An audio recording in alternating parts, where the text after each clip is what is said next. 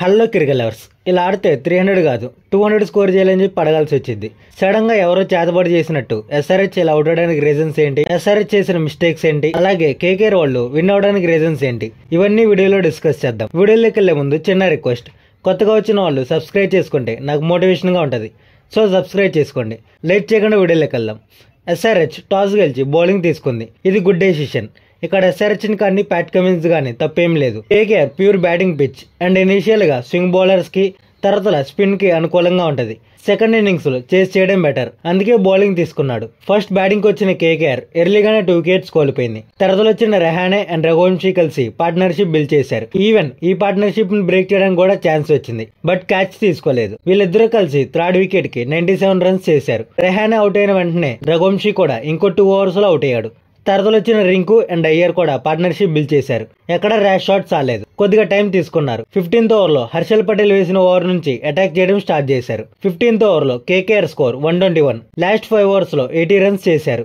SRH bowling దరిద్రంగా ఉందంటే అందులో మళ్ళీ క్యాచ్ డ్రాప్స్ కూడా ఉన్నాయి. కేకేఆర్ వాళ్ళు మాక్సిమం ఈ 5 ఓవర్స్ లోనే రన్ స్కోర్ చేశారు.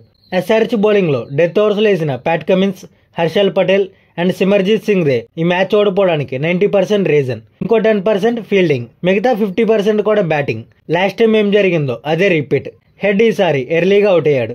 హెడ్ చూసుకుని ఆడదామని లేదు. హెడ్ కి కేకేఆర్ మీద మంచి రికార్డ్స్ లేవు, సో స్లోగా ఆడదామని లేదు. అటాక్ చేద్దామని అనుకున్నాడు, అవుట్ అయ్యాడు. ఇంకా అభిషేక్ శర్మ కూడా సేమ్ అంతే. బాల్ లైన్ అండ్ లెంత్ ని పట్టించుకోకుండా బ్యాట్ స్వింగ్ చేయడమే పనిగా పెట్టుకున్నాడు. అభిషేక్ శర్మ కోసమే స్లిప్స్ లో పెట్టి of side off stump ball వేశారు, అది కూడా అర్థం కాలేదు.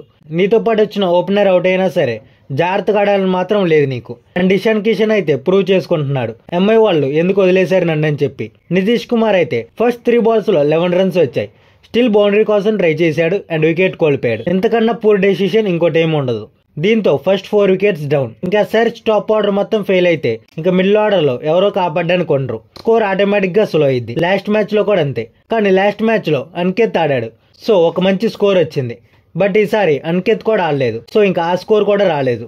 క్లాసిన్ ఒక్కడే చేస్ చేయడానికి ట్రై చేశాడు, బట్ ఒక్కడే 100 కన్నా ఎక్కువ రన్స్ స్కోర్ చేయలేడు కదా. అందుకే 300 కాదు ఎస్ఆర్హెచ్ 200 కూడా స్కోర్ చేయలేకపోతుంది. కేకేఆర్ వాళ్ళు యాక్చువల్ గా ఒక 20 రన్స్ షార్ట్ గానే స్కోర్ చేశారు. 200 నుంచి 230 స్కోర్ చేస్తే డిఫెండ్ చేయడానికి పర్ఫెక్ట్ స్కోర్.